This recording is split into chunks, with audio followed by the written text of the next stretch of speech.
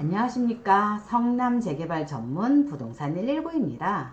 오늘은 최근에 정부 규제와 정책 방향에 따라 부동산 시장이 어디로 움직일지, 성남 재개발 풍선 효과로 뜰 곳은 어디가 될까라는 주제를 가지고 말씀드려 보도록 하겠습니다. 9월달 들어 부동산 시장이 잠시 승부로기를 하고 있는데요. 우리가 한 가지 중요하게 눈여겨봐야 할 것이 있습니다. 바로 9월 달에 가계대출보다 한 발 앞서 발표한 88 공급대책입니다.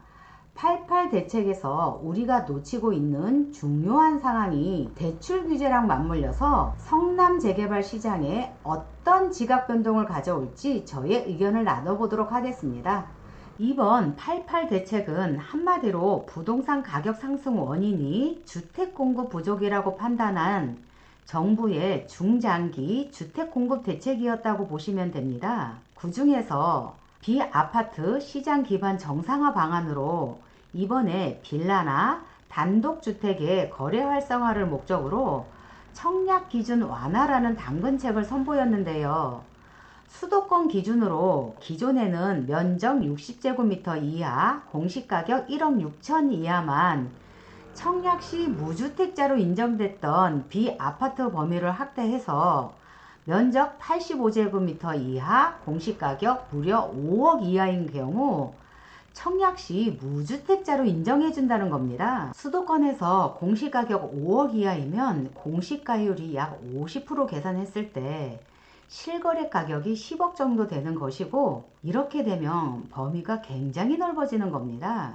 단독주택 대부분이 85제곱미터 이상이라 단독주택은 안 되고, 빌라에 사셨던 분들 이번 대책으로 무주택자를 인정해 준다는 겁니다. 근데 정부에서 기존 빌라 사시는 분 무주택자를 만들려고 이런 대책을 발표했을까요? 아니죠. 빌라를 사란 얘긴 거죠. 빌라 시장 활성화를 위해서 들어오라는 얘기입니다. 그럼 누가 들어갈까요? 아마도 이번 대책에서 자녀 명의로 길게 보시고 재개발 매물 문의하러 다니시는 분들이 많아질 것 같습니다. 9월부터 시행된 대출 규제입니다.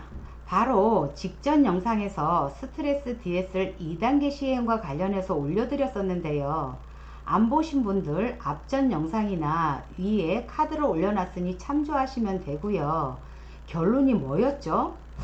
앞으로 당분간은 대출 규제 강화로 실수요자와 현금 부자들만 짱이라는 것이고요. 아파트 갭 투자나 기존에 해왔던 무리한 연끌 대출보다는 투자자들 입장에서는 투자 금액이 소액으로 줄어들 수밖에 없다는 겁니다. 88 대책 영향으로 청약시 무주택자로 인정받을 수 있는 수도권 기준 공시가격 5억 이하의 빌라 중심으로 단독주택은 대부분 85제곱미터 이상이니 제외하고요. 빌라의 수요가 올라갈 것 같습니다. 대출 규제 영향으로도 당장 들어가서 살 집을 찾으시는 실수요자가 아닌 투자자들은 향후 유망한 재개발 지역을 대상으로 소액 규모의 빌라, 투자 물건들을 중심으로 수요가 늘어날 것으로 보고 있고, 성남 재개발 또한 주택보다는 빌라 중심으로 수요가 늘어날 것으로 보고 있습니다. 재개발 투자할 때 알아두셔야 하는 상품의 특징 정리하고 넘어가겠습니다. 재개발 구역 투자자 관점에서 빌라나 단독주택의 장단점입니다. 유지관리 측면에서 빌라는 해당 세대만 수리하면 되고 비교적 관리가 용이하지만, 단독주택은 지층, 지상층, 옥상까지 유지관리 범위가 넓어서 장기간 끌고 가야 하는 투자자들에게는 관리적인 측면에서 아무래도 비용도 많이 들고 번거롭습니다. 초기 투자금 측면에서도 빌라가 단독주택에 비해 소액 투자로 상대적으로 가볍고 투자가 쉬우니 사업 단계별로 손바뀜이나 매매 회전율도 단독주택보다는 훨씬 높습니다. 물론 투자 금액이 작다 보니 추후에 감정평가 시 단독주택보다는 낮은 금액으로 감정평가 금액을 받을 수밖에 없다는 단점도 있기는 하지만, 전체적으로 종합해서 보더라도 사업기간이 장기간인 재개발 정비사업에서는 투자 목적으로 들어갈 때 빌라 상품이 단독주택보다 훨씬 유리합니다. 그러면 성남 재개발에서 투자자가 들어갈 만한 사업구역이 어딘지, 해당 구역에 지금 투자하기에 적당한 소형 빌라가 있는지 살펴보도록 하겠습니다. 먼저 현재 진행 중인 성남 재개발 정비사업이 9군데 현황을 한번 들여다보시겠습니다.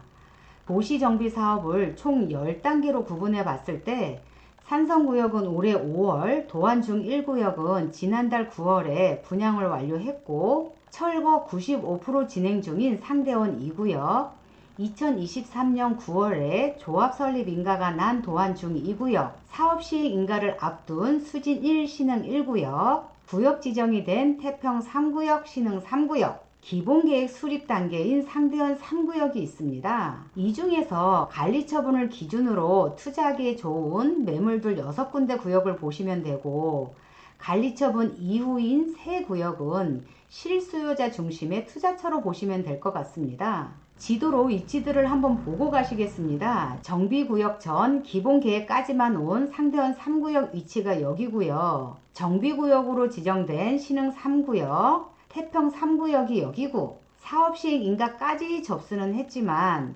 사업시행 인가가 된 게 아니므로 추진위원회 승인으로 표시한 신흥 1구역, 그리고 이번 사업시행 인가 공람까지 된 수진 1구역이 이곳입니다. 그리고 마지막으로 2023년 9월에 조합 설립 인가가 완료된 도안중 2구역, 이렇게 보시는 바와 같이 6개 구역이 앞으로 남아있는 재개발 투자구역으로 보시면 될 것 같습니다. 그러면 구역별로 투자할 만한 빌라 매물이 많이 있을까요? 조합 설립이 완료된 도안중 2구역은 일반 상업지로 빌라들이 없습니다. 사업 시행 인가를 바라보고 있는 수진 1구역, 신흥 1구역도 3종 일반 주거지역으로 단독주택지 위주로 빌라가 거의 없고, 정비구역이 완료된 신흥 3구역, 태평 3구역도 마찬가지로 3종 일반 주거지역이라 이 6군데 구역 내 빌라는 거의 10%라고 보시면 됩니다. 구역 지정을 앞둔 상대원 3구역의 경우는 이렇게 2종 일반 주거지역이 구역 내 포함되어 있어 소규모 빌라가 구역 전체의 약 50-60% 이상을 차지하고 있습니다.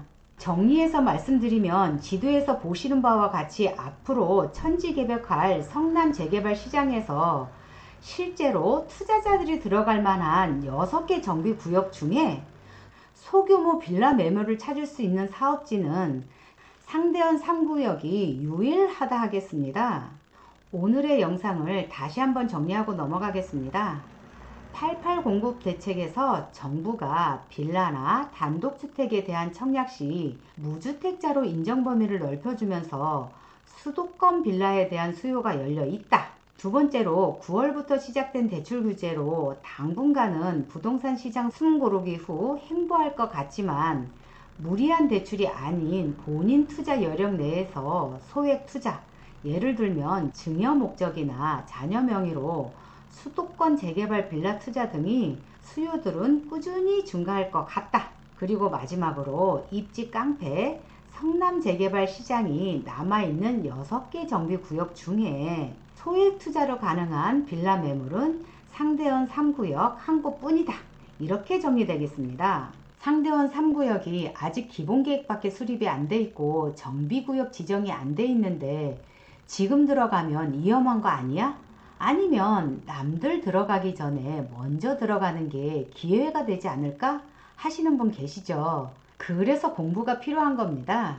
그래서 제가 다음 영상에서는 상대원 3구역 구역 지정이 늦게 된 이슈와 그리고 상대원 3구역 해지 가능한 리스크 등이 있는지 정비사업 현황과 향후 전망들을 정리해서 말씀드리겠습니다. 다음 영상에서도 더 좋은 정보로 찾아뵙겠습니다.